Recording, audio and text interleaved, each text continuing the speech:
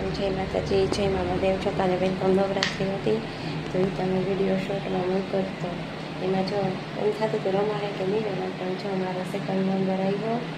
Tap 2માં આવી મસ્ત મજાનું એક સેલ્ટ મળ્યું અને 2 ત્રણ હજી વેલકમ નવરાત્રિ આજે હે, કાલે હે.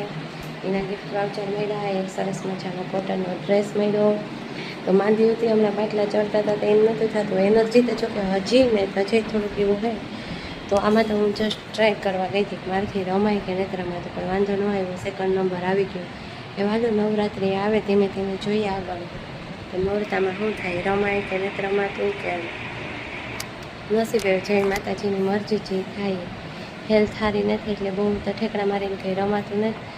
આગળ કોઈ કહે કે તો એવી કાં ભૂંડી નથી લાગતી, મજા નથી, રમવા પર કાં થાય. એવો શોખ હોય ને એ માણસ રહી ન શકે.